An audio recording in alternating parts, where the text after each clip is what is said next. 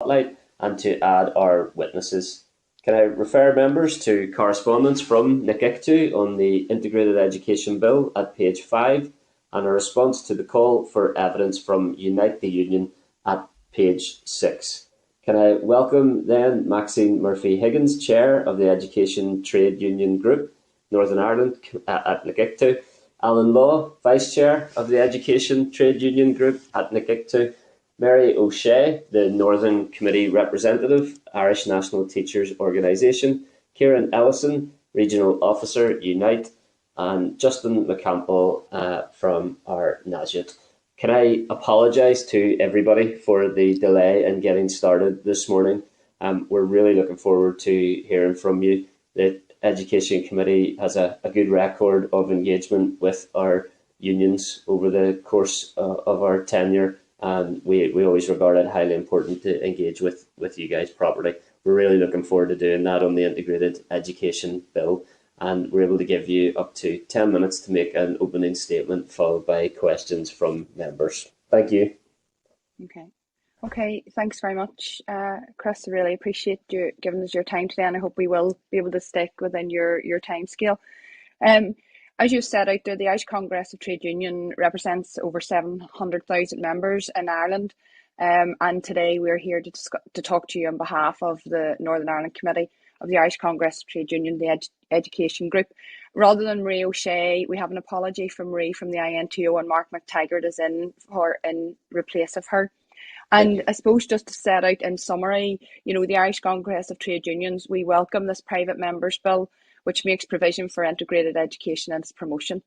The Irish Congress of Trade Unions support and hope that the bill paves the way for the expansion of integrated education. I'm now going to pass over to Alan Law, who will say a little bit more about how we see the bill can be moved forward, or how integrated education should be moved forward in Northern Ireland. Thank you. Thank you. Thanks, Chair. Thanks, Committee. We very much appreciate the opportunity this morning. The bill's a great start in this journey, and I think it's important for us to reflect on, the efforts that have brought it to the place that it's currently at. However, we would ask the committee to give due consideration to ensuring that the rights and terms and conditions of staff are fully protected in the development of this bill. One of the challenges that the trade union side face in the education sector is the fragmented approach to the various employers that exist in the sector, and that has unfortunately allowed terms and conditions to sometimes be diluted. We would like this bill to take account of that and to ensure that when the bill is progressed through the assembly mechanisms, that it achieves a consistency, that the staff would then fall within the EA as an employing authority. And that's to ensure that the terms and conditions that exist there remain consistent. We have found significant challenges at the moment with various employers, various approaches, and it just dilutes the whole objective of collective bargaining. And that's just something that's missing from the bill. It's not mentioned in any part of it, and I think it's something that I would like the committee, and we would like the committee, to give due consideration to. So thank you. I'm now going to pass over to Justin, who's going to take you through other parts of it. Okay, thank you, Alan. So yes, as has been said already, in principle, we do support this bill. The ICTU support integrated education. We know that division in Northern Ireland can be at the door of education, and faith schools are a feature of education system in many parts of the world. But we have to face the reality that we live in a post-conflict society, and there is an onus on us to craft structures which break down division. And part of that crafting goes beyond just replacing structures. It's also going to have to include our education system. As well as doing work on integrated education, the ICTU also support the removal of Article 71 of the Fair Employment and Treatment Order to allow teachers to have the same protections in law as other workers. We support the expansion of the definition of integrated education in Clause 1 to include children who are suffering socio-economic deprivation. One of our biggest concerns is in dealing with integrated education, it's going to be very difficult to have a proper integrated model until we deal with the issue of academic selection. Because the reality is many parents are choosing integrated education at primary level, and that seems to drop off at post-primary level. We believe that the Department of Education should have a duty to promote education, not merely to encourage and facilitate.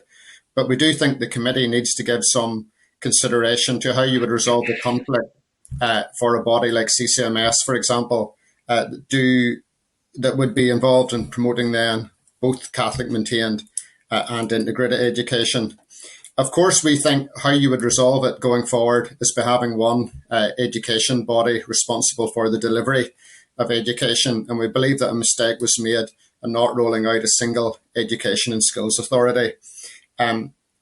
We know that the independent review will be looking at those things, but at the same time, we think we shouldn't miss an opportunity now to have some progress in relation to integrated education. I would echo the points that my colleague Alan made. We can't have further fragmentation. If area plans identify that an integrated school is the best model, it should be under either one of the existing authorities or hopefully in the future under a single education body. So thank you. So I think I'll hand to Kieran next. Thank you. To add a bit of a personal flavour to this, the school that I was educated in and the school that my daughters, one has come through and one is still in, but recently within that school there was a vote, which is Glengormley High School, and that school, a secondary school, has voted to go to integrated education. Whenever the debates around that were happening, a large part of that, or not a large part, but a section of that conversation between the parents, headmaster, etc., was around the staff within the school remaining within the Education Authority, and that was an important part of that conversation and was broadly supported by the parents. They did not want to move to some form of independent school. What they wanted was integrated education within the Education Authority. So I would like to point out that during the recent pandemic, that isn't complete, we are not through that as yet, but it became the Education Authority that done a lot of the heavy lifting at that point, regards risk assessments and a whole range of skill sets that were missing from independent schools at that point. And it was the Education Authority who had to do the hard work and heavy lifting to get to that point. So these independent schools may have thoughts and ideas that they're a good idea, but when the pandemic came along, it demonstrated that at that point that the broad nature of the Education Authority was the best model to move forward, and it was them who had to do all that heavy lifting to get the schools open and safe ways of doing it. So the move away from the Education Authority creates a whole panacea of new problems rather than solving them, and we would prefer absolutely that we move to integrated education within either CCMS, which has its own personal conflicts, but preferably for us within the Education Authority, because that is the model that has proven recently to be the very best model. I believe it's Mark I'm going to pass to. Thank you. Okay, thanks, Kieran. Just in terms of the area planning, there have been issues around area planning in that the sections, the Education Authority and CCMS seem to be moving at different speeds. There are issues in that where integrated education would appear to work best is where the community is already integrated. And there's a danger here that if we presume that every school following the area planning is going to be integrated, there is an issue there as to whether the people will go to the school. You know, not every community is at the same place in terms of integrated education. Not every community is as supportive as each other, and it's very important that when we are looking at area planning, that the area that you're working with, if you're looking at either opening a new school or, and as Justin has already said, we do already have an issue with the transfer test, where you've had schools and the expansion of and closure of certain schools. It tends to be the grammar sector school remains open and the non-selective school closes. And while the kids move and are integrated, the staff often don't move in the same direction. So there are things in terms of that already need to be sorted out. So in terms of actual area planning, when the area planning is going ahead, while we are very supportive of integrated education, we need to be aware that not every area is ready for integrated education. And there's a lot of education that's going to have to be done with the local communities in terms of what's going to happen with integrated education. So it's a cautionary note rather than a bar. We would be saying that we need to be aware that the people where schools are going to be, where there's area planning taking place, while an integrated school may be the best model in terms of the education system that we have at the minute, the communities may not be ready for it, and we need to be aware that those things have to be taken into account as we move forward with integrated education. The shared education that has already been going on really is the model that we should be working through at this point until, as I say, places are actually ready for the integrated schools to take over. As Kieran has already pointed out, we would prefer, and even though the integrated sector is involved in the negotiations over teachers' terms and conditions, because it's the same as the grammar schools, they're entities on their own. We would prefer that there is an overarching, the likes of the EA would be involved in those schools to give advice in terms of staffing and things like that, so that the agreements that the TNC agreements are rolled out in the same way in the integrated sector as they're rolled out in the EA sector and the controlled sector, or the Catholic maintained sector. Okay, thanks. Thanks, Mark. Chair, that's the evidence that we have, and I suppose in summary, what we're to give to you today, and I suppose in summary, what we're saying is that where we see some of the issues is the fragmentation of the area planning for schools within Northern Ireland, although we do believe that has to be led integrated education by demand and demographics. The further issue we have is around the fragmentation and the fraction of the workforce, and believe that it really should remain under the umbrella of the Education Authority, and the collective bargaining structures for both teaching and support staff should be replicated, and essentially it's as is in the TNC, that it applies to all the teachers within Northern Ireland. And unfortunately, the workforce on our support side is more fragmented whenever it comes to grant maintained integrated and voluntary grammar. So it's in the expansion of the grant maintained. If there is an expansion of grant maintained integrated, we would prefer that it would be seen as a under the controlled sector and be under the control of the Education Authority. Thank you. Thanks very much indeed, folks. Some really important points there for us to take away and consider, and hopefully to have a discussion with you on now if members have a few questions. Can I at that point bring in Nicola Brogan, MLA, for a question? Thanks. Thanks, Chair, and thanks everyone for your presentation there. Some really interesting points, as the Chair has just said. And actually, Alan, thank you for bringing up staff concerns, because you're right. I haven't heard it raised in any of our discussions yet about this bill in particular, and obviously it's a really, really important one, and something we should be focusing on. So it's definitely valid points made by yourself and a few others there that should, of course, be considered. I suppose the main kind of concerns, the biggest concerns with the bill that have been exposed throughout its time at committee here is Clause 5 and the meaning of promotion, and Clause 7 and the presumption that all new schools would be integrated schools. So with Clause 5, there is that fear, and I'm sure you know it amongst other sectors within the education system, that integrated education would be elevated above them. And the first one that springs to my mind is Irish medium education, because I know the struggles that they face. I was at Gael College Dura a few weeks back, and I can see where they are being left behind as opposed to other schools. So if integrated education were to be elevated above them, to me that doesn't seem fair. So I know that the sponsor of the bill, Kelly Armstrong, has said that she would consider changing the wording there. But where do your thoughts lie with the word of promotion there alongside facilitate and encourage integrated education?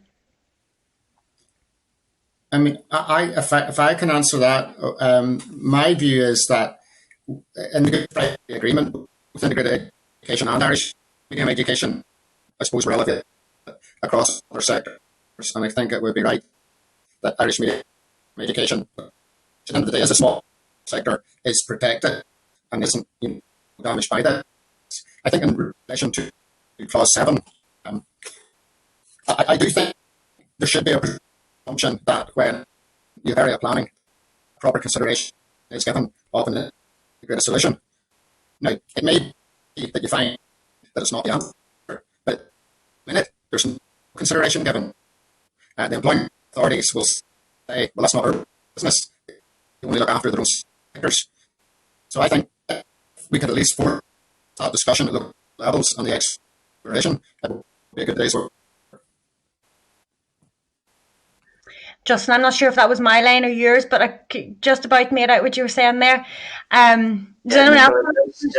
Just to come in briefly, I think your audio is difficult at the moment, Justin. But just in case anyone else didn't pick that up, I think the crux of your feedback there was that the Good Friday Belfast Agreement specifically referenced integrated education and Irish medium education. So there are grounds for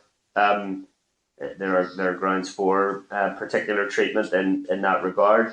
And in terms of area planning, you have a concern in response to Clause 7 about presumption of area planning being an integrated education school, that at the moment there is very little consideration, if any at all, given to integrated provision. So there is a need to specifically reference integrated education and Irish medium in terms of encouragement, facilitation and promotion, and there is a need for area planning to be more robust in that regard. I've tried to summarise that as fairly as I can and as unbiased. That's a very good summary, Chair. I hope the sound is better now. It is much better actually as well. So I should have sat closer to the computer. No problem. I think that's us sorted. Nicola, sorry, I'll hand back to you there. Okay. Thanks, Chair, and thanks, Justin. Does anyone else want to come in on either of those Clause 5 or 7 before we move on? You happy enough? The other issue that was raised from the beginning is about the independent review into education and the fact that the panel has been set up, and there's been questions around whether this bill is preempting the findings from the panel. Now, I've raised this with the bill sponsor as well, and she said her fear is that the actual review is going to take that long, that it could take up to 5 years for it to come through, and that's why she wants this here bill to go through now, which I can't argue with. But what are your thoughts there with this bill preempting the findings of their review and maybe duplicating the work essentially?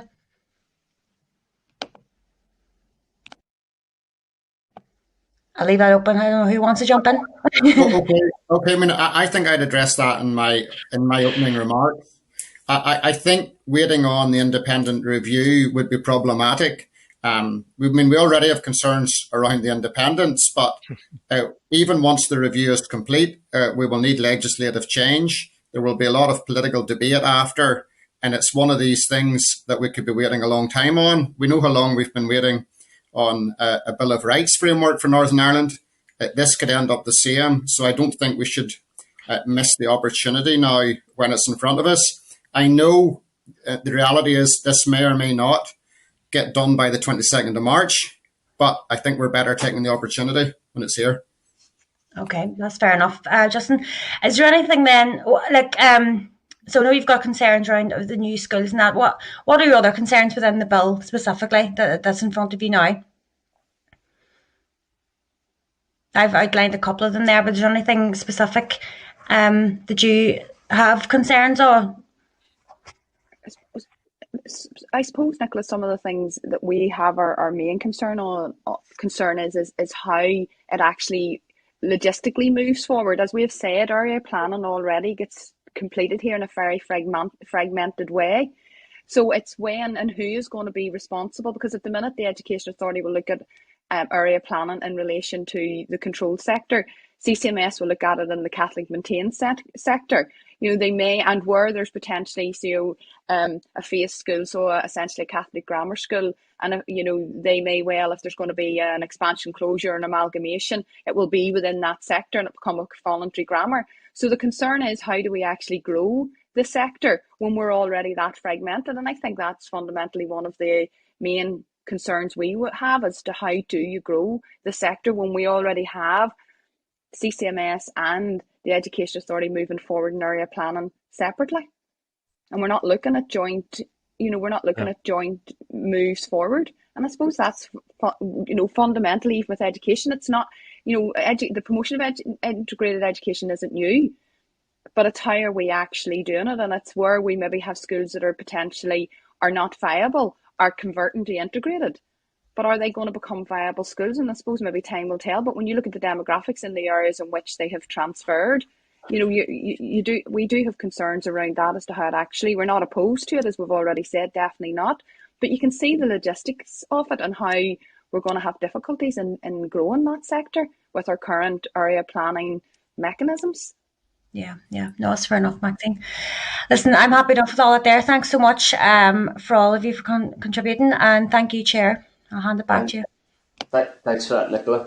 Maxine, I think that's an important conversation that has been developed by the proposal of the Integrated Education Bill, that the identification, assessment and meeting of pupil and parental demand needs to be better, and as you said, needs to be more on an area basis rather than just a sectoral basis. And so I think I always try to remain as chairperson in relation to this, so in terms of my support for the bill, but I think that is one of the key aspects of the bill, that it is endeavouring to focus us on how that area planning is done, and indeed how we identify and assess demand. And the committee has met with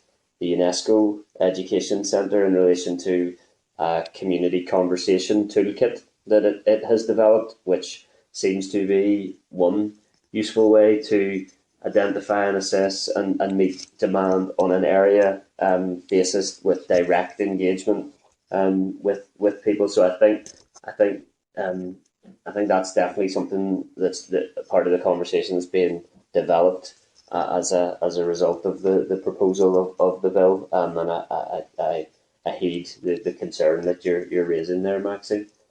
Thanks for that, and thanks for the questions, Nicola. Can I bring in Daniel McCrossan, MLA, please? Thanks.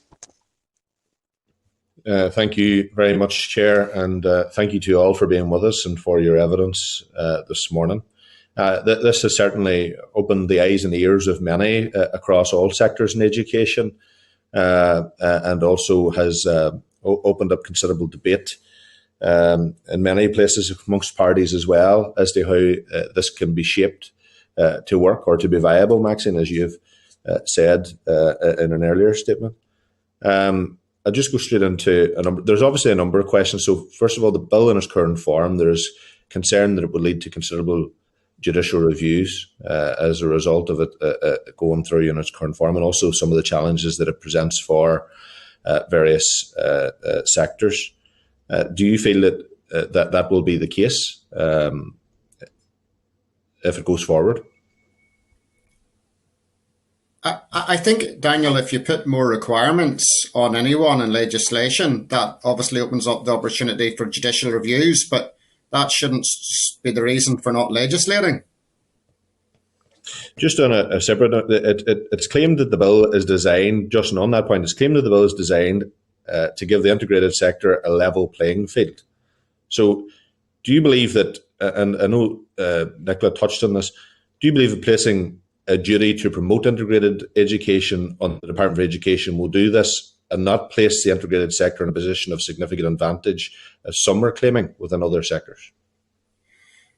I think you have to look at where the integrated sector is now. They're currently only, I think, teaching 7% of young people. And there are various reasons for that. And I think one of them does relate to academic selection. But I do think the integrated sector does need a boost. As I said, I think given that we are in a post-conflict society, we need to look at our structures of education. This bill is not going to turn every school into an integrated school. I mean, that's, I think we're a long way away from that. I think this will allow that sector to grow beyond that 7%. And by getting into area planning and encouraging integrated schools and the consideration of them, it has the potential to make a difference. But at the end of the day, we are realists. If a communities, either for demographic reasons or because they don't want to do it, and those community conversations say it's not going to happen, well, it won't happen. Yeah. But I think that's not a reason for not trying. Yeah, I completely understand that. But obviously the bill needs to be shaped properly in order for it to be successful going through the various processes of the House. And unfortunately, in its present shape, its present form, it'll be very difficult because of the many hurdles and challenges that are raised. And the one I've just mentioned is one of them. And even further to that, there's a duty also on CCMS or EA to promote integrated education. And that also raises questions as to whether or not this places them on a level playing field to that of other sectors or at an advantage. And it's issues like this that are creating ill feeling amongst other sectors. And that's where the challenges have started, even at the earliest stages of the discussion around the bill. And that's why we've tried to thrash this out. So you've met, Justin, you touched on, not every school will become an integrated school, and that's fair enough. But it does. There has been some controversy about what the term new school means within the bill, and it suggests. Well, first of all, I'll ask you what do you all think that means in terms of how it's written in the bill, that every new school will become integrated? I'm not sure it actually says that every new school will become integrated. I think the idea here is that if there is, for example, the bill in its current state requires all new schools to be presumed integrated. Yeah, that's I agree with that. But what I'm saying here is where you have a new school will either be a complete new build where there wasn't a school there in place before, or will be the result of area planning. Okay.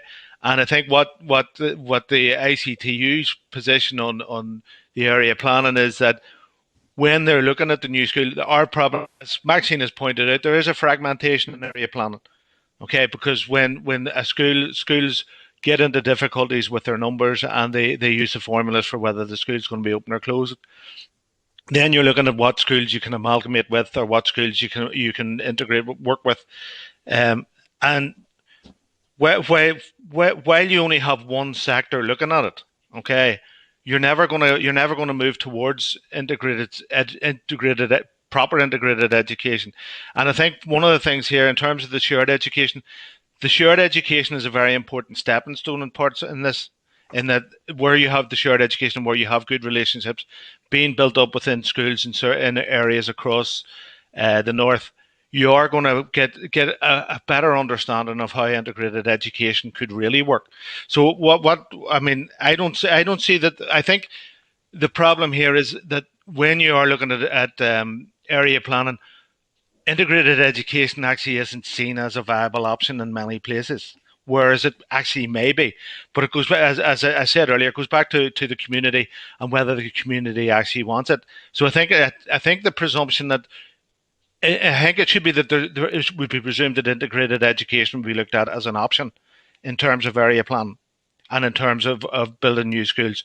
Whereas what we have at the minute is if the number of Catholic maintained schools are closing, they'll be looked at separately. If it's controlled schools are closing, even though they may be in the same area, they'll be looked at as separately, and therefore there's no joined up thinking in terms of the openings of new schools. But surely, the key focus and objective of integrated education is to bring communities together, to be educated together.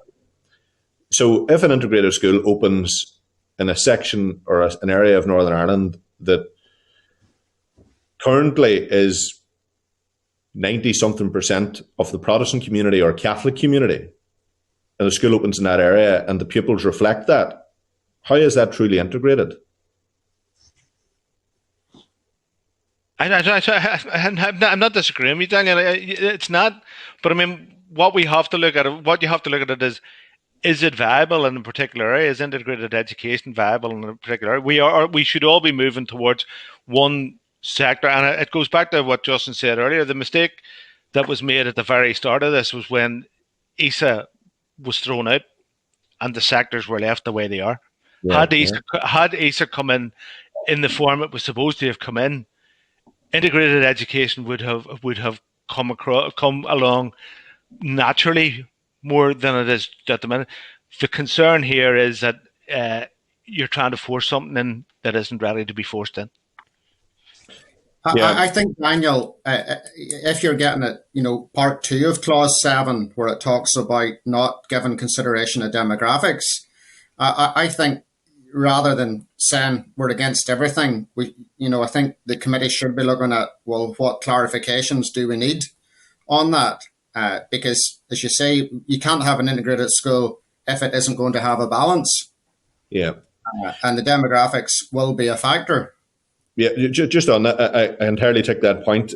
The committee, just for clarification purposes, isn't against everything. I think what we're trying to achieve here is to weed out the potential hurdles and issues in this bill so that we can amend it properly so that it is entirely reflective and successful going forward. And I think that's what's important. And there is just a number of stumbling blocks that need to be overcome. And I think it's important from that perspective to hear where you are on some of those key issues that are continually being raised with those who we are engaging with, and that's even beyond the committee, because there are concerns about this bill. And I know also there was a mention of the independent review of education, and there you've very honestly and openly said, Justin, there's questions as well over it and how it proceeds. One thing is absolutely certain: something needs to change here, and we need to have a more inclusive education system that focuses on the educational experiences and opportunities for all of our young people on an equal playing field. But it's how we do that effectively, and that is why it is vitally important that this bill faces full scrutiny to ensure that we can shape this into a successful outcome. And there was a person I spoke to during the week about this, and they said this bill is asking for too much too quickly. Now, some would say that, but equally, if this bill is shaped properly, I don't believe that's going to be the case. I know that CCMS continue to raise concerns in relation to it. And in parts of my own constituency, school leaders have also raised concerns in relation to it. But I've said that this is an early stage of the bill and will continue to shape it. But you've raised some important points in relation to where you see things at.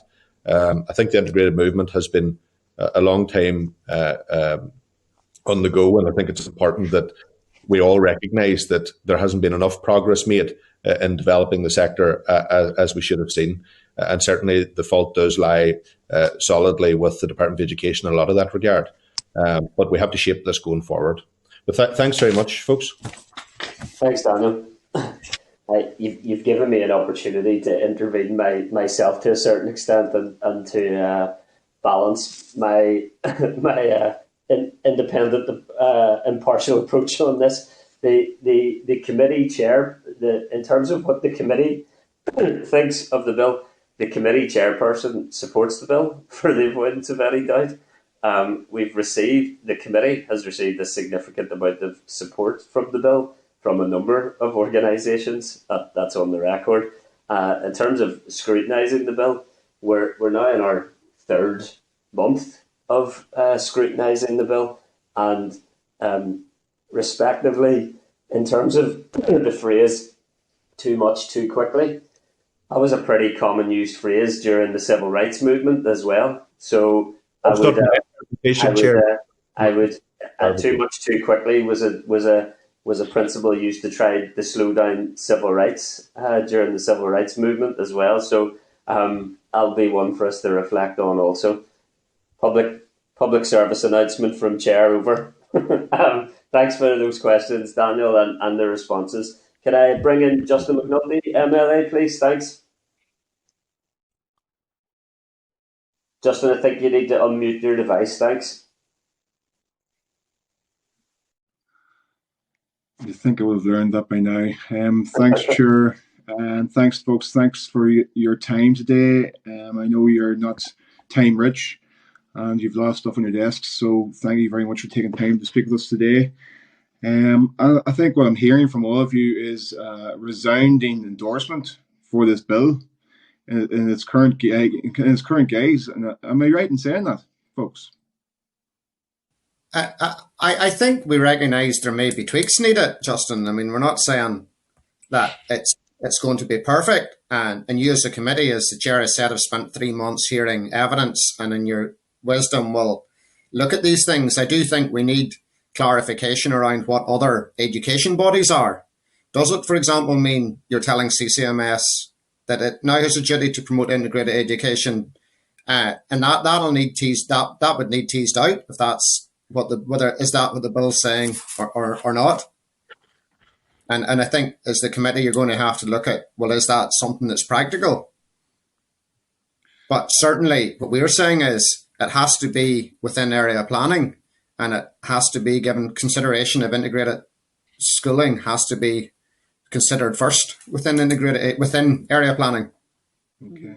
And I know Clause 5 and Clause 7 have been mentioned already by Nicola and Daniel. Do you have any concerns around Clause 5 and Clause 7 in the bill?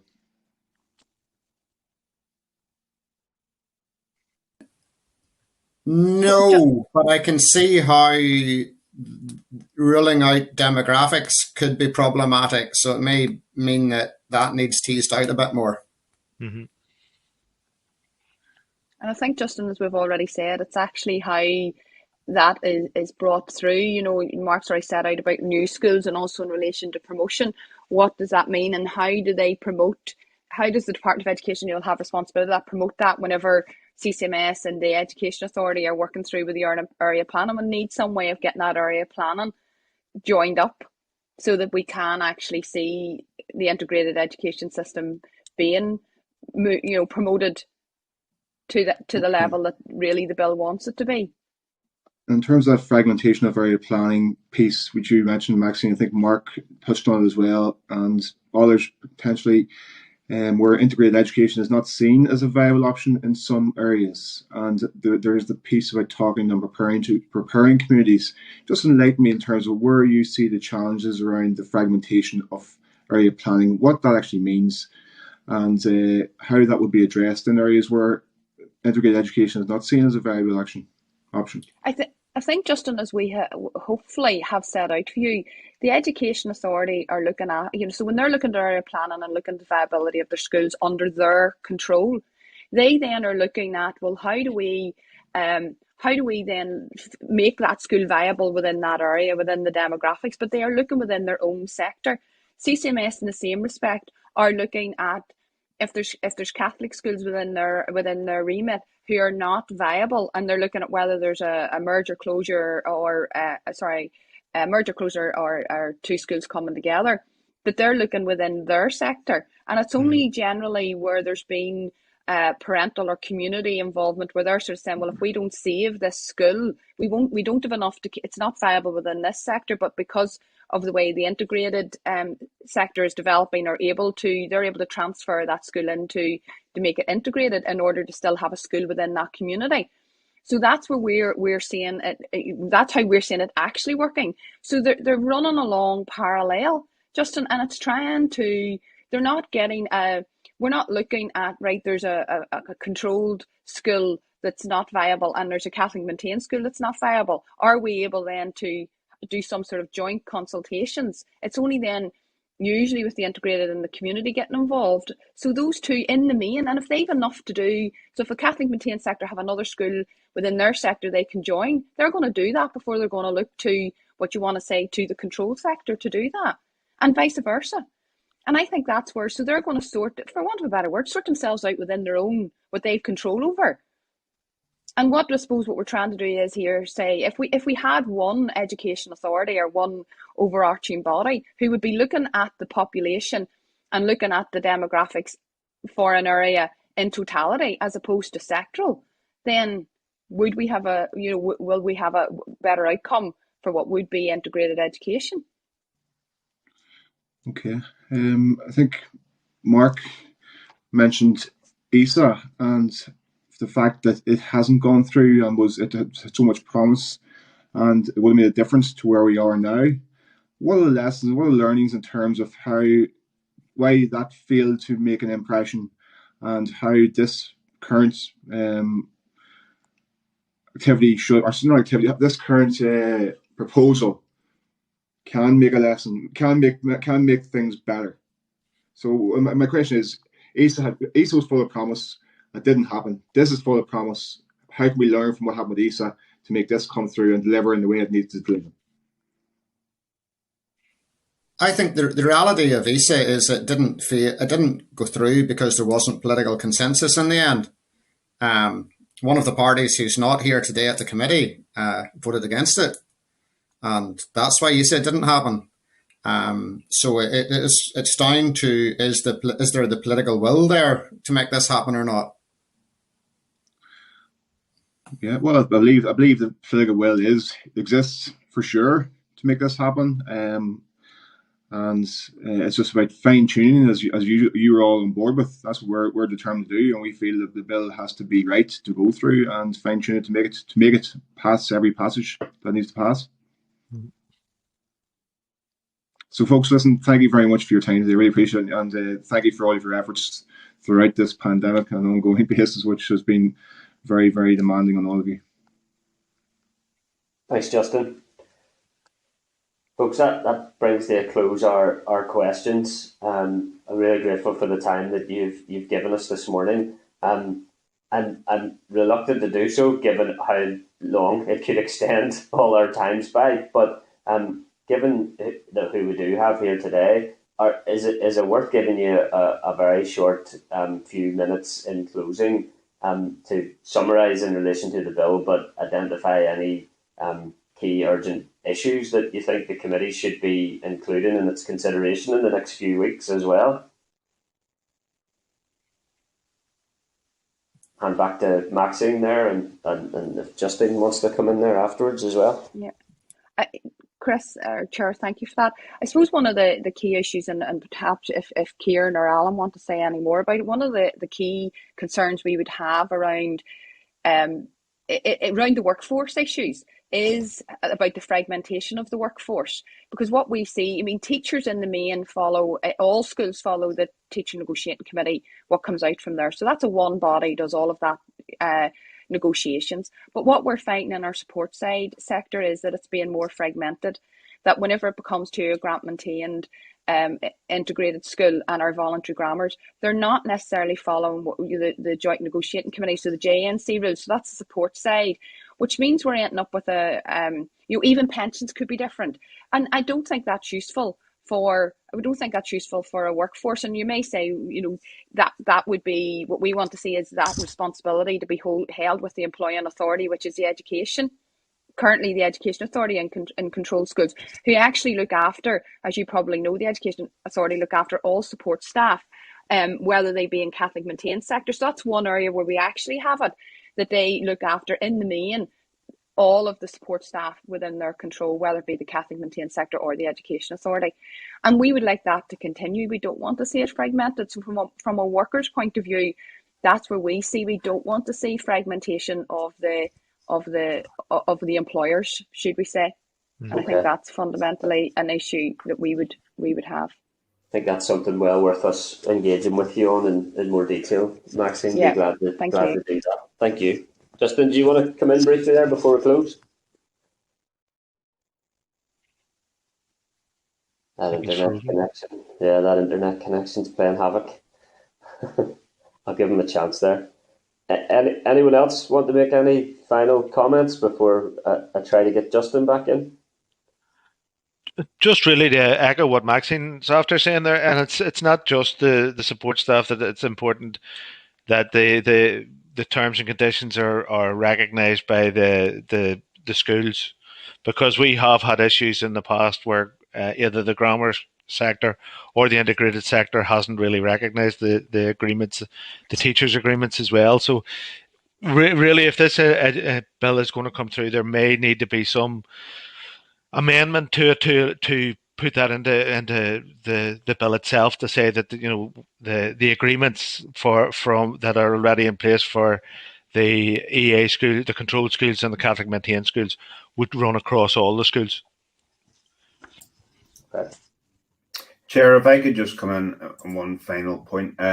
So, I mean, it's not surprising that trade unions want to raise the issues in relation to our members, because that's primarily why we're here. It's been really encouraging that members of the committee have accepted what we've had to say and have at least engaged with us on that matter, because whilst the EA exists, many challenges still present to us with that structure. So, I mean, it's far from perfect.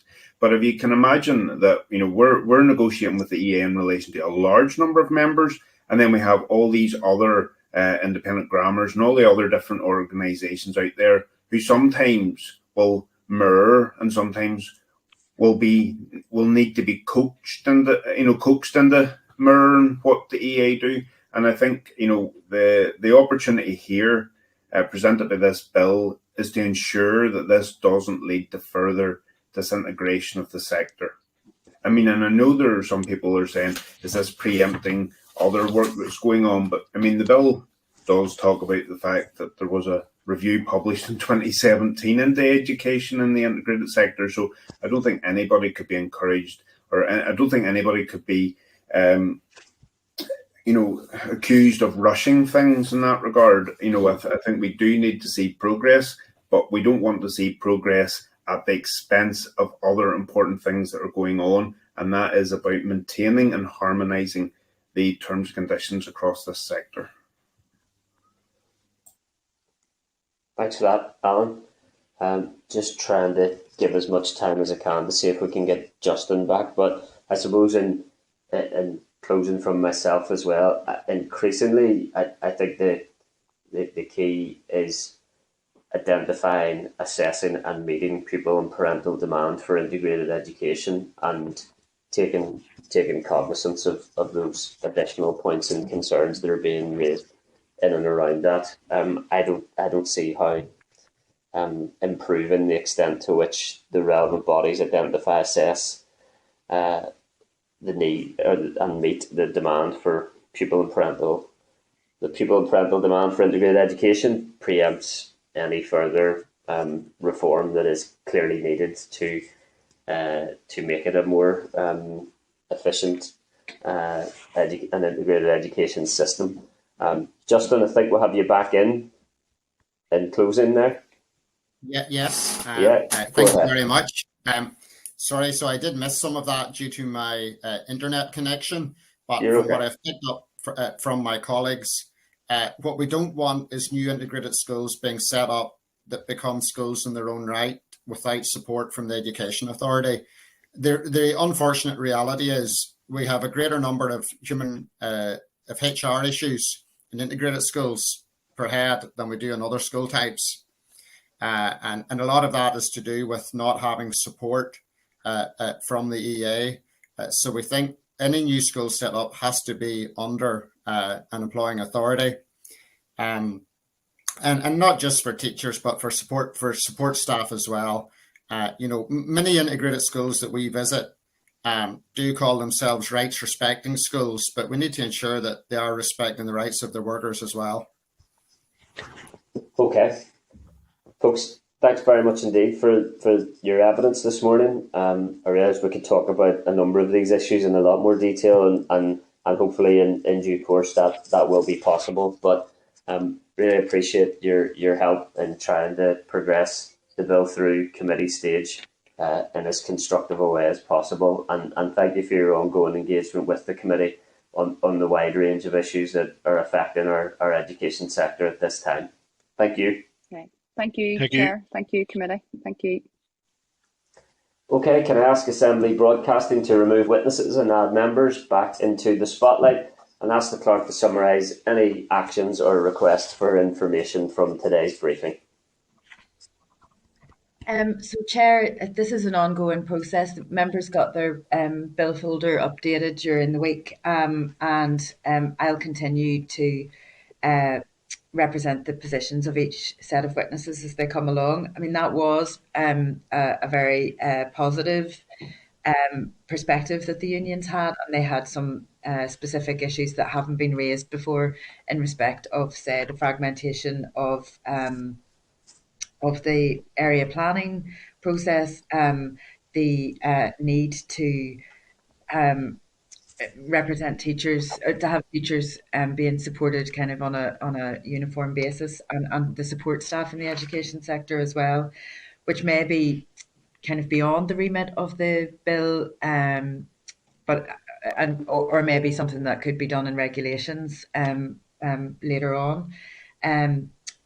Some interesting reflections there on the role of the Education Authority during the pandemic and that need for centrality. But yes, supportive of the provisions, really, with just, a couple of pointers as to for change, primarily in clauses 5 and 7. That's great. So yeah, thank you. Super, Clerk. And obviously we have church representatives giving evidence next week, and you've provided us with research papers and briefings on the evidence to date to consider in advance of that as well. Chair, yeah, sorry, go ahead, Daniel. Yep. In listening to what the union representatives have said, I'm a wee bit taken aback by the strength in which they support this bill in its current form, even though Kelly has said that this bill needs to be amended to be workable. It's there's things that the union representatives haven't considered in this bill that are going to cause issues, and they just seem to be throwing their support behind it without even recognising that there are a number of issues that are going to present as challenges. May not be to the people that are currently present in this committee today, but it will be to the wider assembly.